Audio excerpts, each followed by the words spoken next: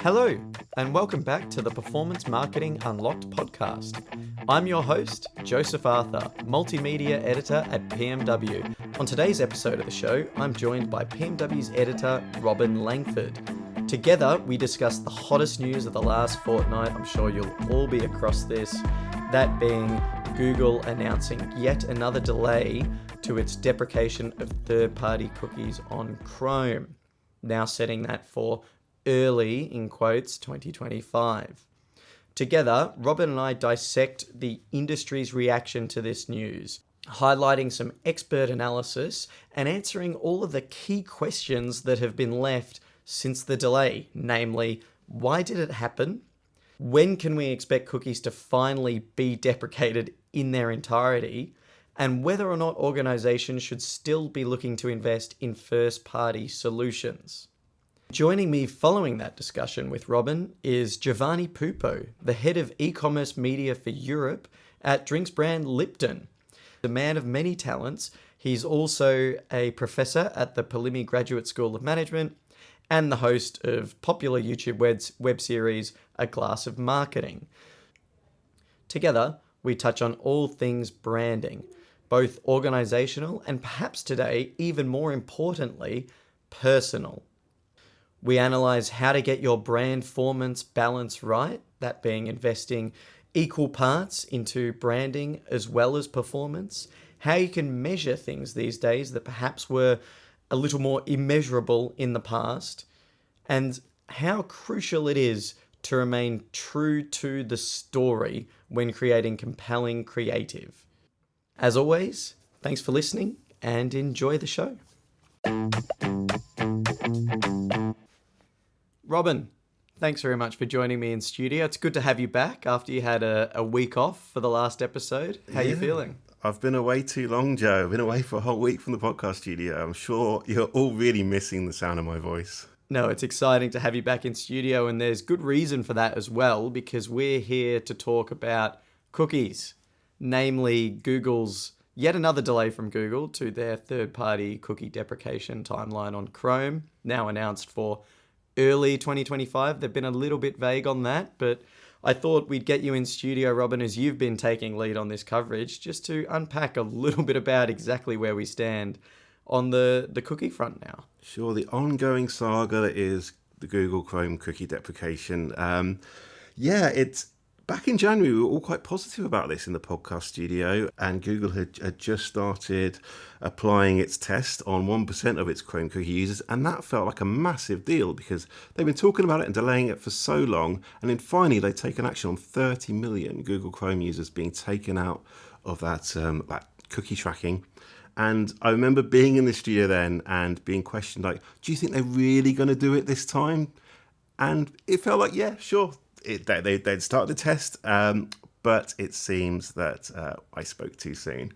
And quite quickly, the CMA got involved, and the IAB Tech Lab also started getting involved and noticing some competition concerns about the actual application of Google's Privacy Sandbox, which is their solution to a post-cookie environment. So now it has been put back again. It was unsurprising given all the murmurs we were hearing from all the people we were talking about in the last few months. How does this affect Adland? Mainly, I think, from a media planner's perspective and from an advertiser's perspective, you're going to have to rethink your Christmas marketing campaigns because they thought that the only cookies at Christmas are going to be the ones left under the Christmas tree for Santa.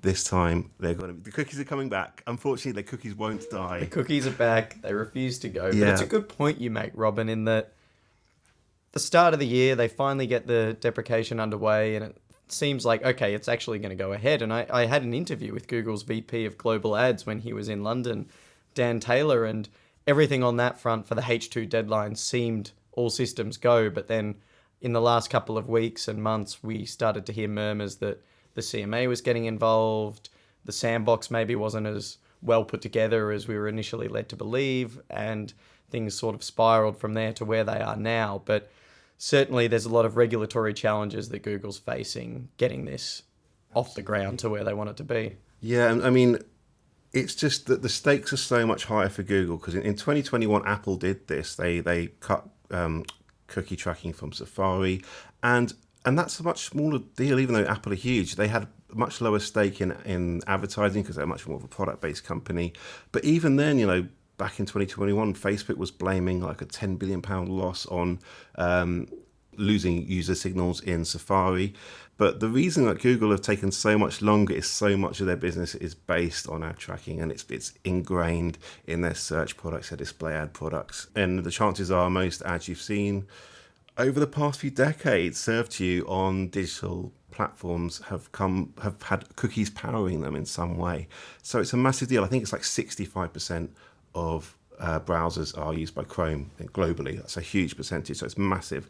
But there is a certain amount of, I think there's a certain amount of impatience I'm getting from everyone saying, you should just move ahead now anyway. Everyone seems exasperated. Yes, like, exactly. It's time to go ahead. The cookieless, the era of the cookieless era is coming, whether we like it or not. So let's just jump on board and ignore Google, because I suppose they're not the solution, the only solution out there as well. Exactly, and a lot of the biggest exasperation is coming from many people working in the ad tech world that are already working on providing cookieless solutions, whether that's working with Google or as a competitor to Google's own solutions.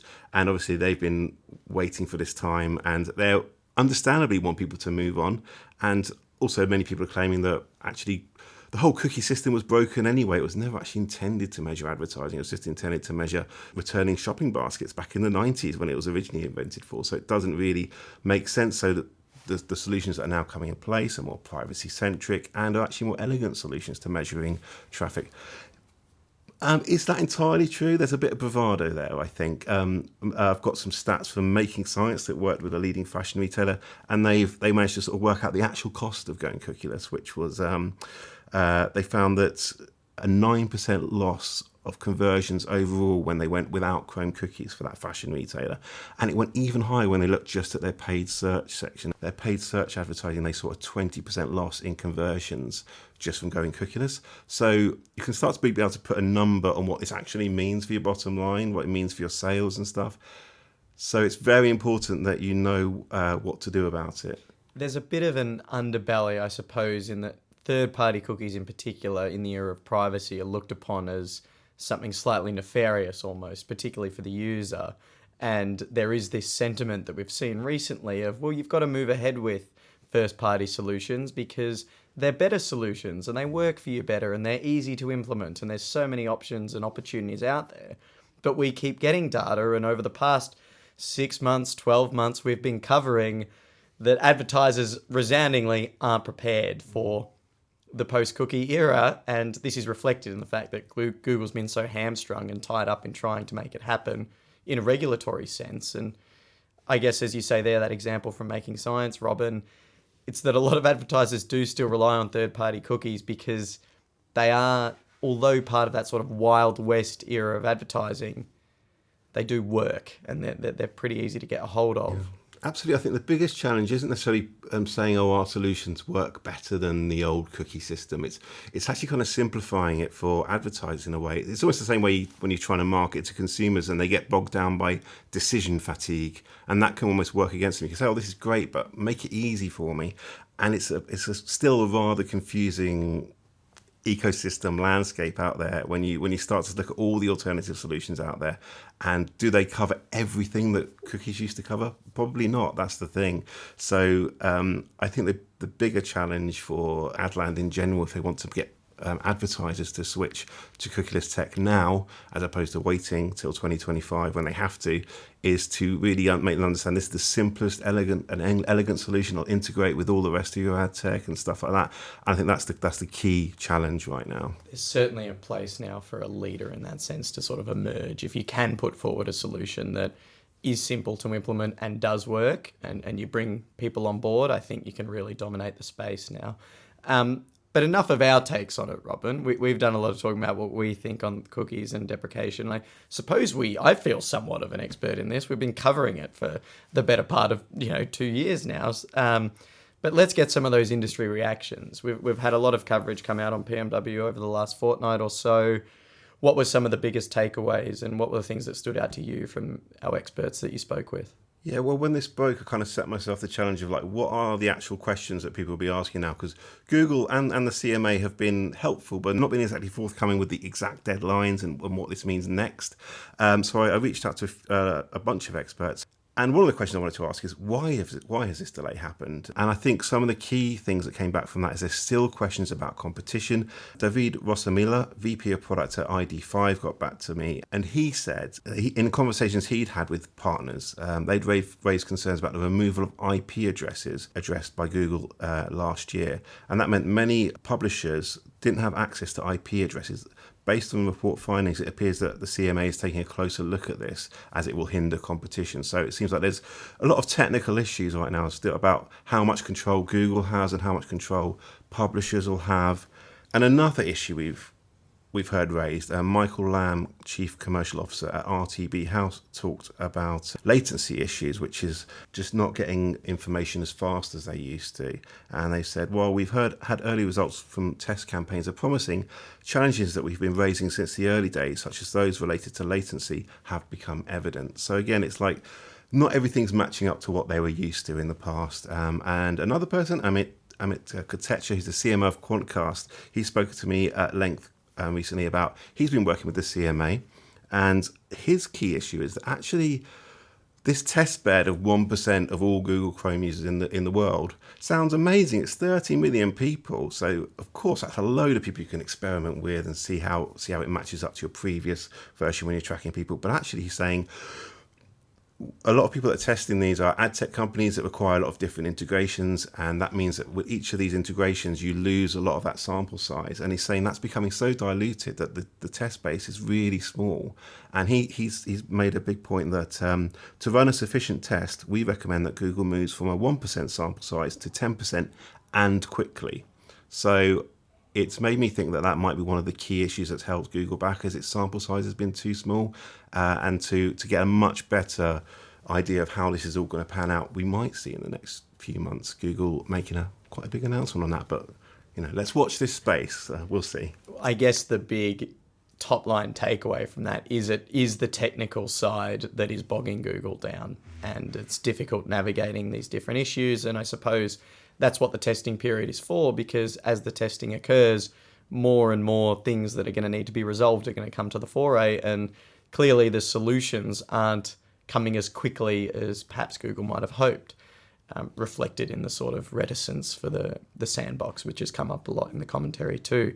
But that last point's really interesting, of a recommendation of 1% to 10%, because that's an enormous uptick in users from just a numbers standpoint. When you look at, I'm just doing the quick maths now. It's 300 million. 300 million right, from 10 million. It's in the ballpark, certainly. I'm definitely not a mathematician. I've just put myself out there and done really bad multiple tables. Comment on Robin's math. See how he went. It sounds correct to me. But yeah, you're looking at 10xing a figure that's already well and truly in the millions, which isn't something that can happen at the click of a finger, I suppose, which is really difficult. But what were some of the other questions the experts were asking? So that's why the delays happened, but where to now? Where to now? Well, I asked the CMA about how their role in all this is, because basically, if you're working in the advertising industry and you want to do a test for this for your own company, there are websites to visit within the CMA and with Google, and you submit all those sort of via online forms and all that. And do look at PMW's website, because we've got all those links in there for you.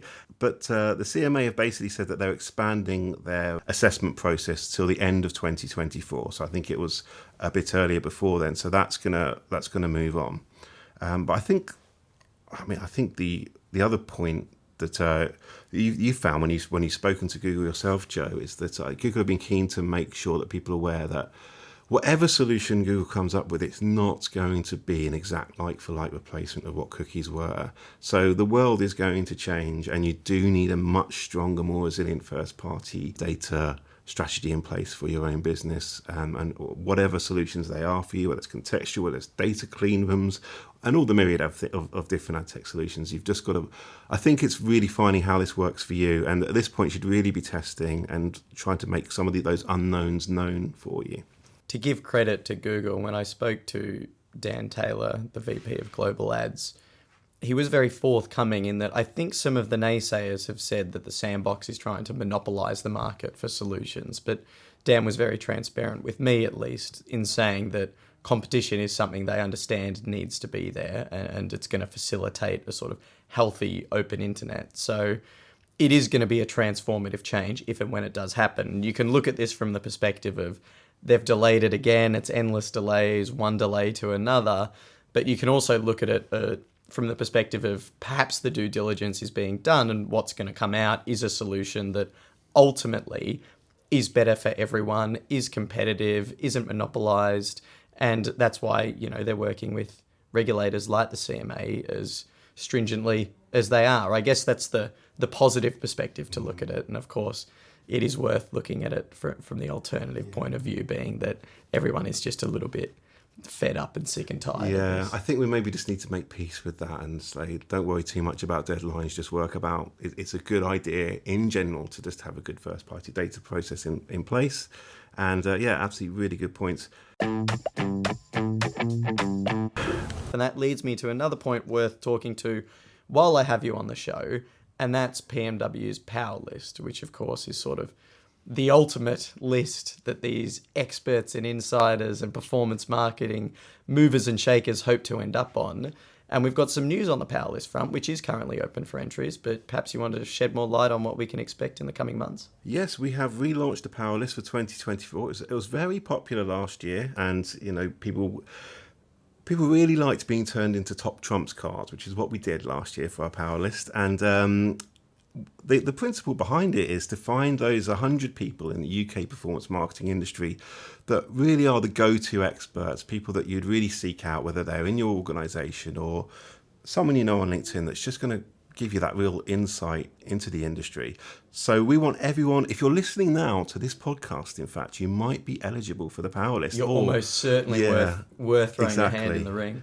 Or you're very likely, if not you, you'll know someone who's that performance marketing champion. And this year we're having an extra twist. Last year we turned everyone into superheroes. This year we're turning them into sporting superstars to reflect the amazing summer of sport we've got ahead of us. We've got the Olympics and Paralympics. We've got the men's Euros. We've got the T20 World Cup. We've got Wimbledon. Endless things to look forward to. Exactly. And so and the thing is, those sporting events are also massive marketing events. So it's quite a good combo. And there'll be a nice twist this year because it'll also be a bit of a fantasy football element to it where you can vote for your marketing dream team.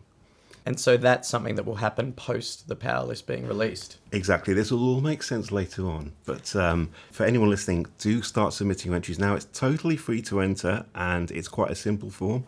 But think about who you'd like to put forward from your team, and it's a fantastic way to get recognition. And we've already got a whole bunch of industry judges on board, including, and I hope Rachel forgives me because I never get her surname right, but Rachel Aldegheri at the DMA, Paul Stringer from Walk, Seb Barden from Coca-Cola, Jane Osler from Kantar, Scott Guthrie from the Influencer Marketing Trade Body. We've got a really good mix of people with a broad view of the whole performance marketing sector to judge your awards, and it's going to be quite special this year, I think. Not to mention the performance marketing world editorial team as well. Of course, yes, yeah. It's a very rigorous judging process. Let's put it that way. Thanks very much for joining me today, Robin. Terrific insight, as always, on the latest cookie news and, of course, the upcoming launch of the Power List. Perhaps the sequel will be even better than the original. We can only hope. It certainly will be. Thanks for joining us, Robin. Thank you, Joe. Moving right along, we'll jump into my discussion with Lipton's head of e-commerce media for Europe, Giovanni Pupo, among a couple of other titles which we'll discuss. And you've got a in-depth analysis of all things branding, both personal and organizational, to look forward to, among another couple of hot topics that shouldn't be missed. Giovanni Pupo, thank you very much for joining here today on the Performance Marketing Unlocked podcast. Great to have you down. Hello, hi everyone. Thank you for the invite. I'm very excited for this. It's a lovely day here in Twickenham. It's sort of starting to get slightly sunnier. Thanks for joining me in studio. It's always good having these conversations together. And today we're going to talk a little bit about, you've got your fingers in just about every pie across the e-commerce landscape. You're a lecturer at universities. You're there operating across the talent pool.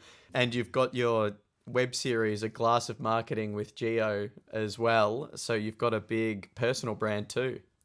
Yeah, I mean, I feel like we work in marketing, and I feel like before selling other people products, we should sell ourselves first, right? It's the biggest experiment, probably it's the hardest, but I think if you apply the rules you apply for brands to yourself, I think you learn a lot. Amazing. So to start our conversation today, e-commerce is something that's becoming increasingly fragmented, I think, and it's because it's expanding across different mediums and verticals. It's got different terms now: C-com, S-com, M-com. Retail media's become a bit of an iteration of it. It's really hard to keep up with. So talk to me about what you do for Lipton on the e-commerce front. How can brands succeed in what's a super hyper competitive, hyper fragmented e-commerce market? Yeah, I mean, when we talk about Lipton specifically, we're talking about grocery shopping, right? So if we then just focus on grocery shopping has been evolving really fast in the last years, right? Because if you think about it, the offline shelf now is online, and it's the same thing. So, in the past, I mean, you still fight for the best shelf in supermarkets. But you have limited shelves, right, in a certain supermarket, where today online you might have unlimited shelves because everyone is seeing a different shelf based on their history, based on their taste. So my job specifically is I take care of the European advertising on Amazon and all the other retailers. So for example, in England, we got Tesco, Sainsbury, Asda. In France, we got Auchan, Carrefour, and etc. And it's just a search engine, right? So the concept is how to advertise on a search engine when people are grocery shopping. Similar to Google, but just a different environment. So I take care of the advertising part, which is keywords mainly, but then of course all the display part. But then of course e-commerce also happen outside of these platforms, because you need to build a brand, right? I usually say, the concept of mental availability and physical availability. So mental availability means making sure that people think of Lipton when thinking about tea. And physical availability means once I think of Lipton, then when I go to the supermarket or online, I need to find Lipton. Otherwise, I'm gonna buy another tea, right? So I always give this example. If I feel like I wanna drink like a Coca-Cola and I go to the supermarket and I don't find a Coca-Cola, then I'm gonna buy Pepsi, right? So physical availability is becoming, I mean, it's always been key, but today is more fragmented, as you said, because people go buy in many different places. So of course you need to be there. And I always say, of course, it's being, we move from multi-channel to omni-channel, and eventually today is called opti-channel, because of course, multi-channel is be everywhere. Omni-channel is be consistent, because this is important. Of course, you need to adapt your communication, but still be consistent, because you want to improve your brand recall in all the different channels. But at the same time, opti-channel is the key, because if you don't have enough budget, if you don't have enough resources to be everywhere in a consistent and in optimum way, then just be where you can. So it comes to always trying to be top of mind for consumers, I suppose, no matter where they are.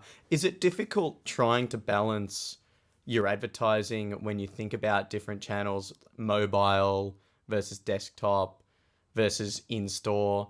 How do you go about balancing these? And do you differ the strategies across different retailers like a Tesco and Asda versus online marketplaces like Amazon ads? I mean, definitely Amazon gives you more capabilities. So when you buy on like Tesco, Sainsbury, and all the others, you use platforms like Criteo and Citrus, which, to give you an example, is like Google Ads of 20 years ago. Very basic. A few keywords, you put a product and you rank on those, based also on your SEO as well, right? Where Amazon, of course, is a little bit more advanced. You can use audiences, you can also do display as well. Now you got video, you have different formats. So I feel like retailers are gonna get there, like it's just a matter of time. they're gonna improve the experience, the user interface, so then you will have more ad placement, so they can monetize that, right? I feel like the real challenge, in my opinion, is not just placing the ad and finding the right keyword, but it's about storytelling, it's about creativity. So I was in an event the other day, and there was this guy, which was much older than me, and he said, "Look, I come from the old days when advertisers had the responsibility to create culture, right? So today, of course, we focusing a lot on performance marketing, which is my job, right? I come from performance marketing. Beside e-commerce, I used to do, Google, Facebook, Instagram, YouTube, and everything. So I would say I've done activation on all the platforms. And performance marketing is great because you can measure, you can, buy the right place in the right moment, whatever. But we still need to remember that we are storytellers. We need to build cultures. And I feel like we need to tell stories. So I think the creativity part, it's key and will become more important over time. We can't forget that term we've heard a lot more recently, particularly over the last 12 to 18 months. It's brandformance, and it's finding the balance between your performance marketing strategies along with your brand building, because ultimately neglecting one or the other doesn't really work. But when you bring things like data and creativity together, it's a little bit like mixing oil and water. It's a hard balance to find. When it comes to creativity for things like e-commerce that's largely performance driven, what are some of the metrics you use for success? I guess your barometer in your work, how do you know creative emphasis within an ad placement has worked? What are the metrics for success or the KPIs that you hold yourself to? It's a great question, and you have new companies every day coming up with new ways to measure attention, to measure viewability, to measure, brand awareness. To be honest, I'm not a big fan of that because how do you really measure that? Like, everyone has their secret recipe, but is it really working, or you're just trying to sell something new, right? You're dubious on the technology. Yeah, to be fair, yes. So my way, it's simple, and first of all, I always try to find a metric that you can use to compare one channel against another, right?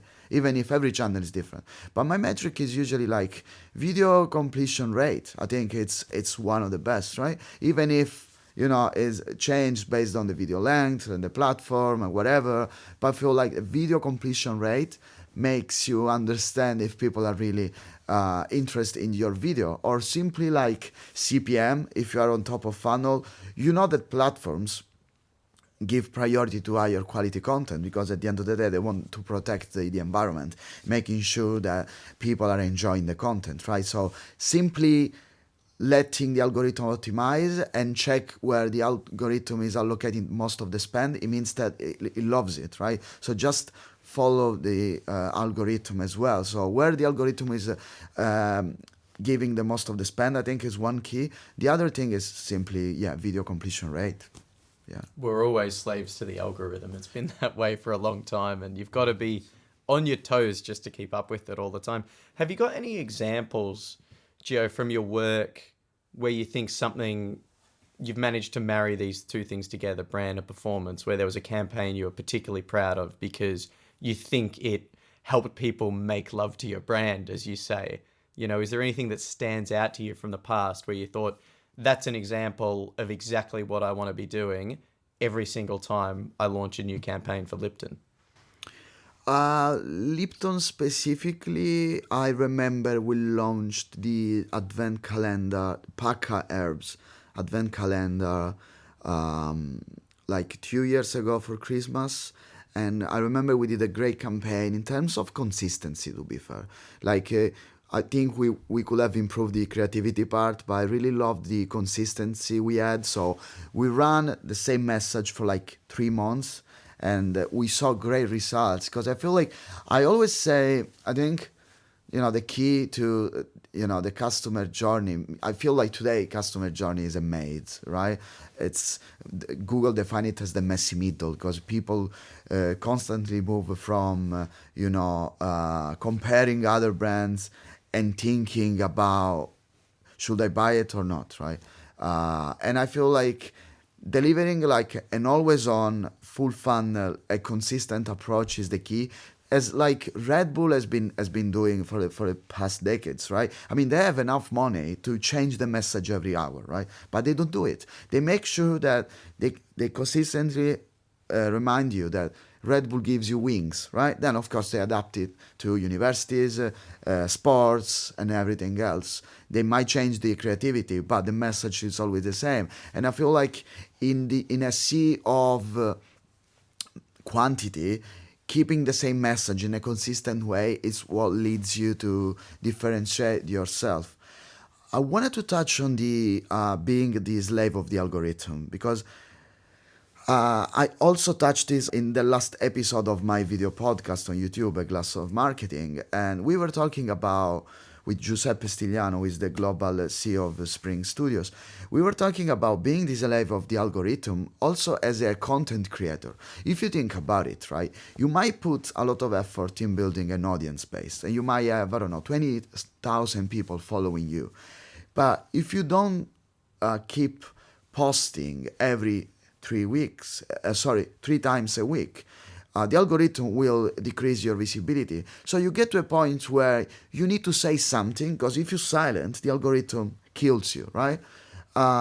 It's insane how you can have 20,000 followers, but every time you post something, all of those 20,000 aren't going to see it. Even if they follow you, it's not going to show up on their feeds. And the algorithm wants you to, and this is why I feel like today it's not the death of the influencer marketing or content creators, but definitely there is an evolution there, because having 1 million followers doesn't mean anything if then how many people you're reaching, what's the engagement rate. And to have an high engagement rate, believe it or not, you need to post every day. So you become the slave of the platform, because if the platform, and a lot of influencers are complaining about changing the policy, changing the algorithm, and from one day to another, you disappear. So I feel like we're getting back to newsletters, man. I feel like even on YouTube, right? I have my channel, but I know that even if I have 1,000 subscribers right now, I need to post, every week. I need to post every 2 weeks. I need to make sure I'm there. And the only way to kind of have control probably is newsletters, because you have direct contact with people via email. Then if you use it wisely, this is very powerful. What about something like SMS marketing? Because people are saying that's in some ways a step up from email, because often you might land something in someone's inbox and that's great, but if it's not getting read, it's not really serving too much of a purpose. Whereas a personal touch in an SMS message goes straight to someone's phone. These, according to data, have higher open rates. Yeah, I'm not a big fan, to be honest. There is too this invasive, or do you too invasive? Yes, I have this sushi restaurant in Rome that keeps messaging me weekly about the new offers, and I hate it, honestly. So it's too invasive. I suppose something like SMS marketing, the relevance and the personalization is key, because if every single message isn't relevant and isn't getting a response, it will become, as this sushi place in Rome, a bit of an irritant. So there is obviously the risk with that medium too.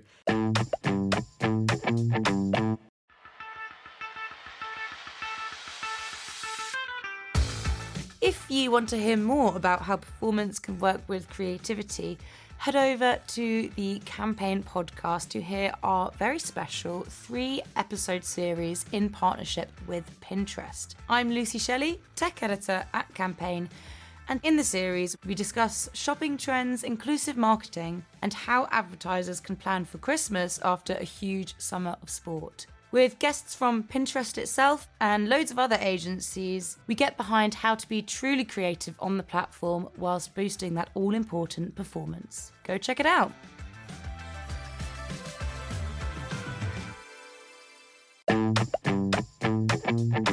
I want to pivot now into something we touched on earlier in the show when we spoke about building your personal brand first, knowing how to market yourself before you know how to market someone else's organization or brand. So talk to me about how you've been doing that. We'll start with the new web series, reasonably new web series, the video podcast, A Glass of Marketing. How have you gone about bringing that from a brand new show to where it is now with, I think it's got 4 episodes launched? Yeah. I mean, let me take a step back and let's define what's personal branding, right?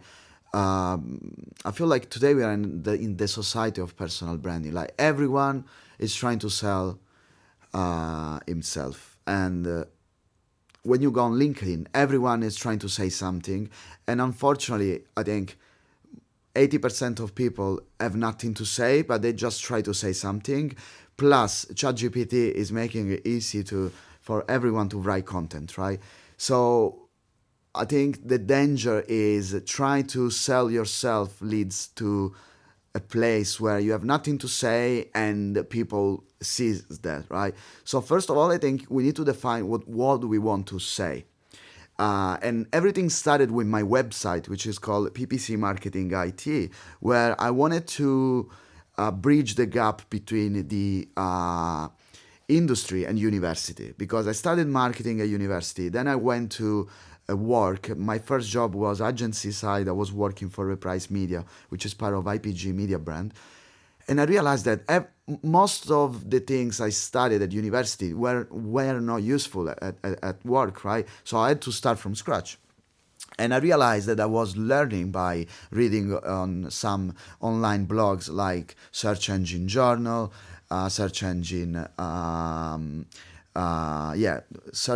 Journal, SEMrush, PPC Hero, and etc. Right? And what I realized that I think we needed something like that for students. So I came up with this idea. PPC Marketing IT is a book about digital marketing that is always evolving, because if you print a book about marketing today, it will soon expire because it's evolving so fast thanks to the technology, right? So I was like, let's create a website that behaves like an ebook, so you can use that, right? And I felt like that was the beginning of the personal branding, just because I was like, I would like to teach, and I love teaching, by the way. This is why I also work at university. So that was one, right? So I wanted to say something regarding the industry, bridging the gap. First of all, that was bridging the gap between the industry and the university. Then, within Lipton, I started bridging the gap between traditional marketing management and digital marketing management. Because I moved the client side, and my job now is I'm simply the middleman between the agency and the client, right? And there is a gap in knowledge. Like there is a knowledge gap between traditional marketing and digital marketing. So I was like, let me run trainings, not just at university, but also within Lipton. So that was the second, gap, I would say. And then moving from that, I started my YouTube channel, because I was like, look, I would like to deep dive what really drives people in terms of personal, professional growth, while also talking about marketing. So my channel is usually 50%. We start talking with people that work in the industry. We start talking about marketing, advertising, and etc. But then we move into personal growth. What really drives you?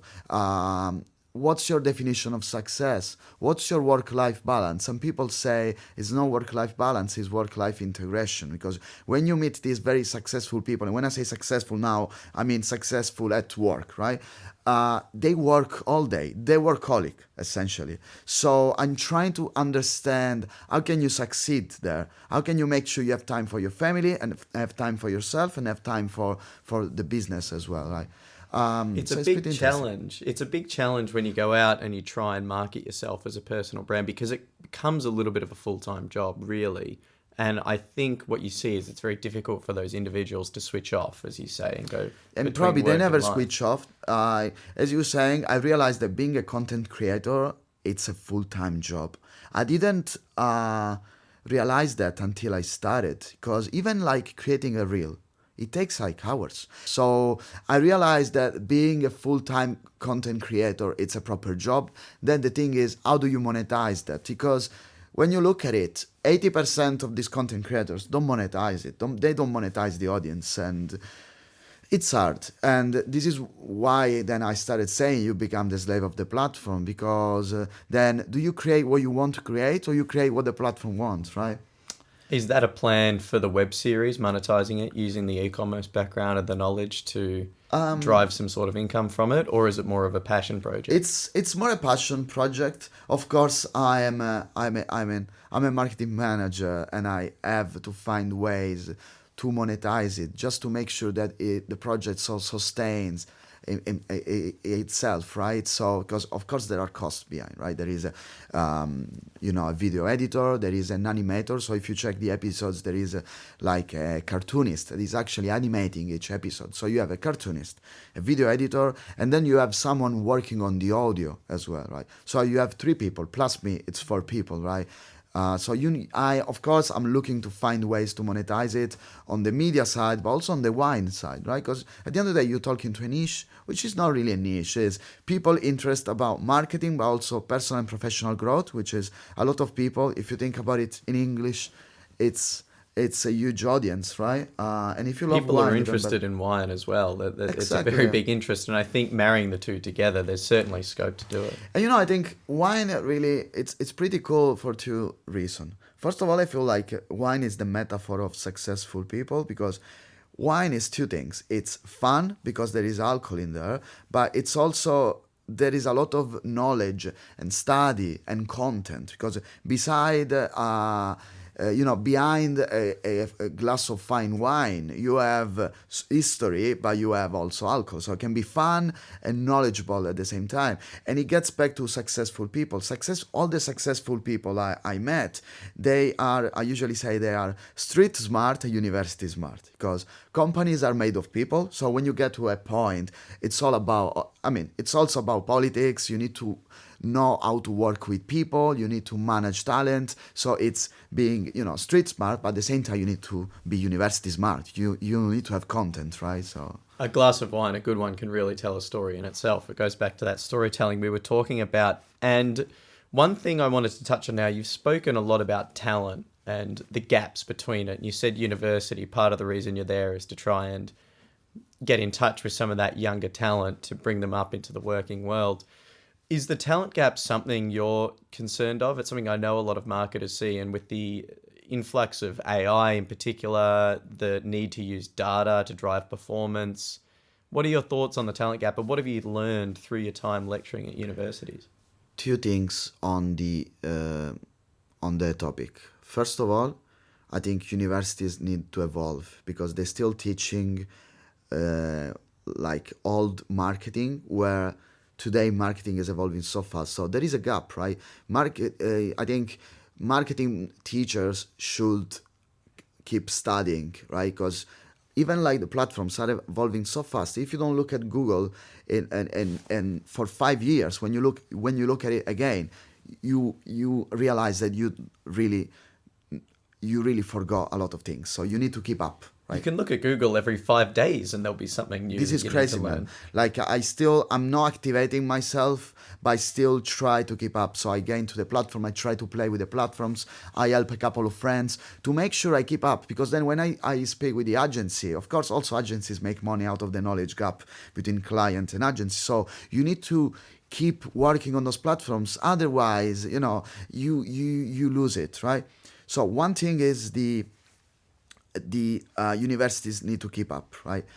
And this is why I feel like they should take, marketing managers and, teach at universities. I think it's great, because you show what is working right now, because marketing was born by doing it. And then they try to, is a social science. So first of all, it was born on the ground, and then they try to write it down and teach it at uni. So this is one thing.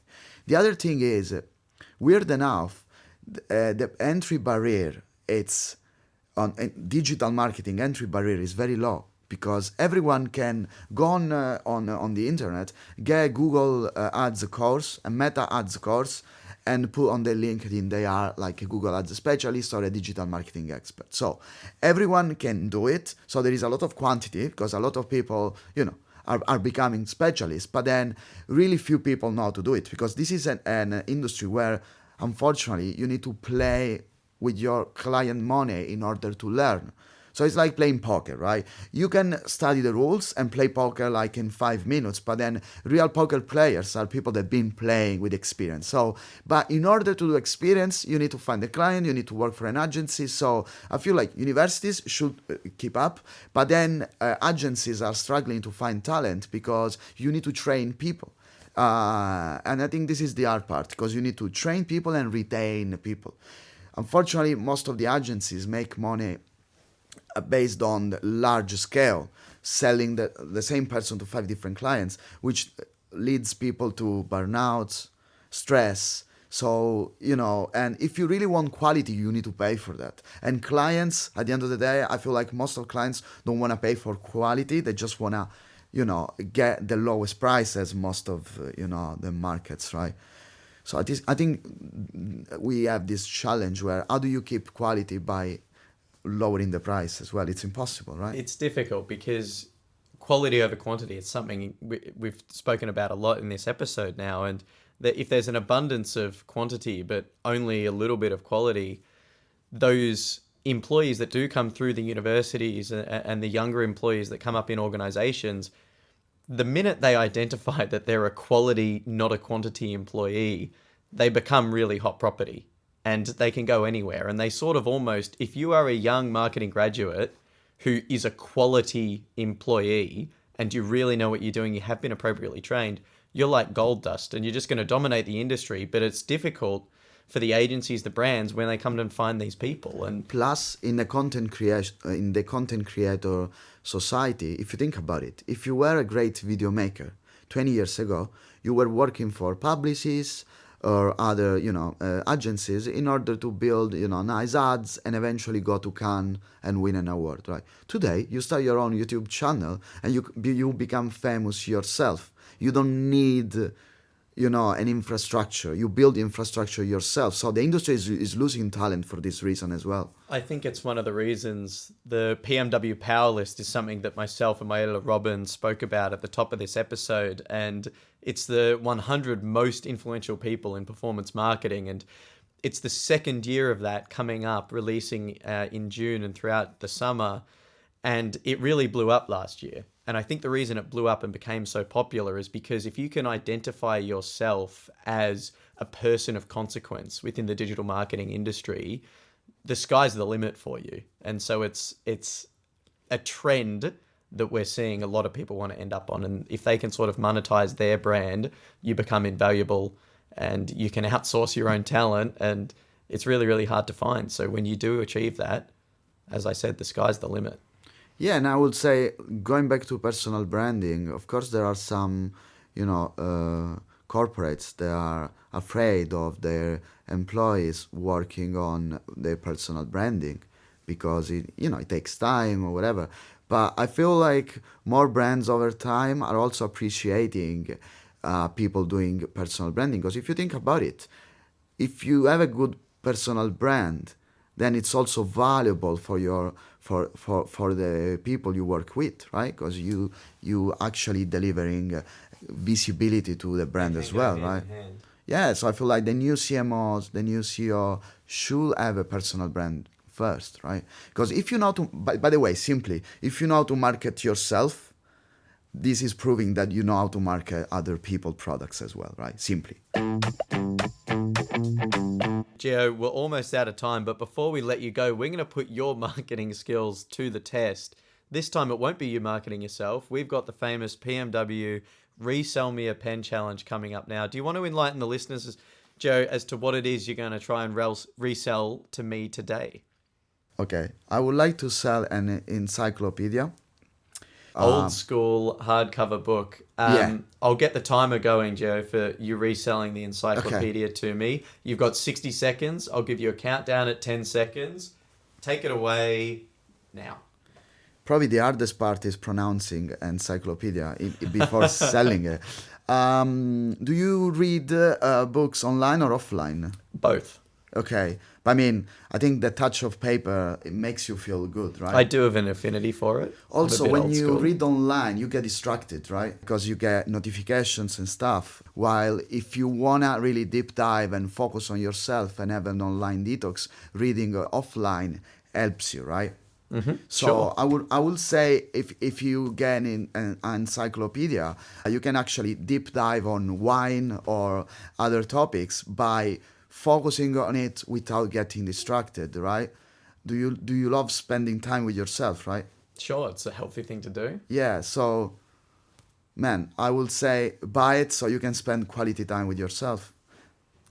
Amazing, Gio. 3 seconds under time. I think that's a good effort. I was a little concerned there at the start, thinking, are you going to circle this back to an encyclopedia, or are you just selling hardcover books or, real life versus online books to me? But you sold the encyclopedia, because I will say anybody reading an encyclopedia is spending plenty of time with themselves, that's for sure, as they dive deep on topics. And it's one where, as you said, you can get into wine, you can get into anything. The whole point of an encyclopedic knowledge used to be the tale of you're an expert back in the day. If you notice, I tried to sell you an experience. I wasn't selling you a product. I tried to, first of all, understand what you like. So you told me you like spending time with yourself. You read both online and offline, but I feel like reading offline makes you not getting distracted and spending time with yourself. So the experience was take time for yourself, right? If I had to sell it, I would say take time for yourself. Absolutely. And I think something we haven't seen many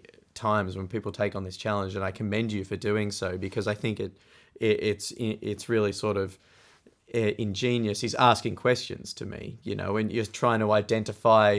You only have 60 seconds, but you spend a good 30 of it trying to learn a little bit about your target audience. And I think that made you able to refine the pitch a little bit. Marketing is called more. The difference between pull and push strategy, right? So in the past, advertising was just trying to do push, right? So take this pen and sell it to people, where the pull strategy is understand why you need the pen, what's the usage, what's your feeling, what you're looking for, and then I try to satisfy you, right? Amazing, Gio. I think it was a commendable effort on a really hard subject matter, the good old encyclopedia. That's all the time we have today, Gio. I appreciate you joining me. It's a pleasure to see you as always. And thanks very much for coming on the show. Thank you for having me, and go follow me on YouTube, A Glass of Marketing. Thank you, guys. And that concludes this episode of the Performance Marketing Unlocked podcast. As always, a big thank you to my guests, PMW's editor Robin Langford, for joining me up top there to discuss cookie deprecation and the PMW Power List. Also, a big thank you to Giovanni Pupo, head of e-commerce media Europe at Lipton, for joining me to discuss personal, professional, and organizational branding. I hope you learned a lot from that discussion. I certainly did. But most of all, thank you to you, our loyal listeners, for tuning in, as you do each and every fortnight when we release a new episode of the show. Before you go, please don't forget to subscribe to the show if you haven't already, and if you're so inclined, leave us a positive rating and review on your podcast platform of choice. We'll be back in a fortnight's time with another episode of the Performance Marketing Unlocked podcast. In the meantime, have an amazing week. Bye for now.